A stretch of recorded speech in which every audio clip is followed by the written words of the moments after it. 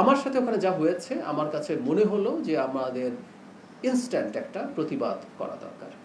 সেই কারণে আমি আসলে ব্যাক করার সিদ্ধান্ত নিয়েছি। যদি আপনারা মিডিয়াতে দেখেছেন, একটা পর্যায়ে তারা খুবই চেষ্টা করেছেন আমি যেন ভারতে প্রবেশ করি এবং আমার যে নিয়মিত যে কর্মকাণ্ড সেটায় অংশগ্রহণ করি, কিন্তু আমি সেটা আর করিনি। কারণ আমার মনে হয়েছে, আবারও বলছি, এটা আমি ব্যক্তি হিসেবে মনে করেছি তা না, আমি মনে করেছি এই সরকারের মাননীয় প্রধানমন্ত্রীর একজন উপদেষ্টা হিসেবে তখন আমার মনে হয়েছে রাষ্ট্র বা সরকারের পক্ষ থেকে একটা সিগনেচার থাকা দরকার। কারণ আমি আমার ব্যক্তিগত কথাটা আগে বলি, আমার কখনো এই উদ্দেশ্য নেই যে এটার মাধ্যমে খুব পাল্টাপাল্টি কোনো নেগেটিভ পরিস্থিতি তৈরি হোক। আমার মনে হয়েছে একটা মেসেজ এই দেশ এবং এই দেশের বাইরে সবার কাছে যাওয়া দরকার। সেটা হচ্ছে, এটা শেখ হাসিনার সরকার না, এটা জনগণের ম্যান্ডেট প্রাপ্ত একটা, এটা আমরা না হয়ে অন্য কোনো দল হতে পারতো। একটা সুষ্ঠু নির্বাচনের মাধ্যমে যখন একটা সরকার গঠিত হয় তার পেছনে জনগণের ম্যান্ডেট থাকে।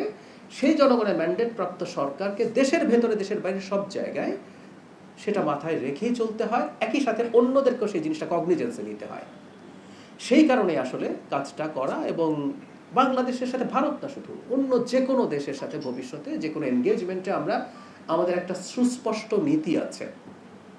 কোনোভাবেই আমরা চাই না কোনো দেশের সাথে খুব খারাপ কোনো পরিস্থিতি হোক, কোনো শত্রুতা তো দূরেই থাকুক, কিন্তু একটা মানে গুরুত্বপূর্ণ শর্ত আছে, আমাদের স্লোগানের মধ্যে আছে, সবার আগে বাংলাদেশ। মানে আমরা বাংলাদেশকে রাখবো, তার মাধ্যমে প্রত্যেকটা দেশের সাথে আমাদের পারস্পরিক স্বার্থ সংশ্লিষ্ট বিষয়ে এনগেজমেন্ট হবে, এবং সেটা কোনোভাবেই রাষ্ট্রের আত্মসম্মান আত্মমর্যাদা বিকিয়ে দিয়ে বা আমার ক্ষতি করে কাউকে কোনো সুবিধা দেয়া, এই নীতিতে এই সরকার কোনো দেশের সাথে, আমি আবার বলছি শুধু ইন্ডিয়া না, কোনো দেশের সাথে এই সরকার যাবে না। এখন সেই প্রশ্নটার জবাব দেই যে এটা চাপ তৈরি করবে কিনা। আমি ব্যক্তিগতভাবে মনে করি এটা চাপ তৈরি করা কোনোভাবেই উচিত না। আমাকে যদি বলেন, আমি অলরেডি বলেছি যে এখানে একটা অনাকাঙ্ক্ষিত পরিস্থিতি তৈরি হয়েছিল, সেটার একটা ইনস্ট্যান্ট রিয়াকশন হিসেবে রাষ্ট্রের পক্ষ থেকে, সরকারের পক্ষ থেকে আমি পদক্ষেপ নিয়েছি। এটা আমি মনে করি আমাদের এর পরবর্তীতে যা যা হচ্ছে, এখন আমরা আর কি করব না করব সেই ব্যাপারে আমি আসলে বলবো না, বলছি না, কারণ এটা আপনারা অলরেডি দেখেছেন, পররাষ্ট্র মন্ত্রণালয়ের কাছে এটা চলে গেছে। পররাষ্ট্র মন্ত্রণালয় তার যা যা করণীয় তারা করছেন, পররাষ্ট্রমন্ত্রী এটা নিয়ে বক্তব্য দিয়েছেন, আপনারা দেখেছেন হাই কমিশনের সাথে তারা যোগাযোগ করছেন। এটা তারা আসলে বলবেন এই সরকার কতটা প্রতিক্রিয়া দেখাবে, কিন্তু আমি এক্সপেক্ট করব এই ঘটনার প্রভাব দুই দেশের ভবিষ্যৎ এনগেজমেন্টের জন্য, আমি এনগেজমেন্ট কথাটা বলছি, আর এই ধরনের সম্পর্কের ক্ষেত্রে এনগেজমেন্ট ইজ ইম্পর্টেন্ট, এনগেজমেন্টের ক্ষেত্রে প্রভাব পড়বে না। আমি যখন অ্যাক্টিভিস্ট হিসাবে কথা বলতাম, আমি একটা কথা খুব বলতাম, সেটা আবারও একটু বলতে চাই।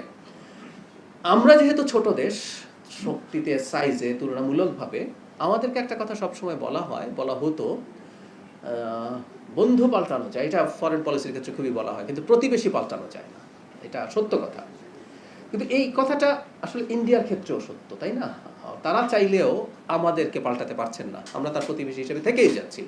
আমি বিশ্বাস করি তাদের সরকার এই ব্যাপারটা বুঝবেন যে অনাকাঙ্ক্ষিত ঘটনা ঘটেছে, এটাকে আসলে আমি মনে করি যে এক ধরনের বার্তা, পজিটিভ বার্তা হিসেবেই নেওয়া দরকার, যে বাংলাদেশের সাথে একটা স্বাধীন সার্বভৌম রাষ্ট্র বাংলাদেশ একটা ওভারওয়েলমিং মেজরিটি নিয়ে যেটা একটা সরকার ক্ষমতায় আছে, দায়িত্বে আছে, যে 2/3 বেশি সিট পেয়েছে, যে 50% বেশি পাবলিক ম্যান্ডেট পেয়েছে, বিদ্রোহী প্রার্থী না থাকলে এটা আরও কোথায় যেত, এটা একটা হিসেবও আছে।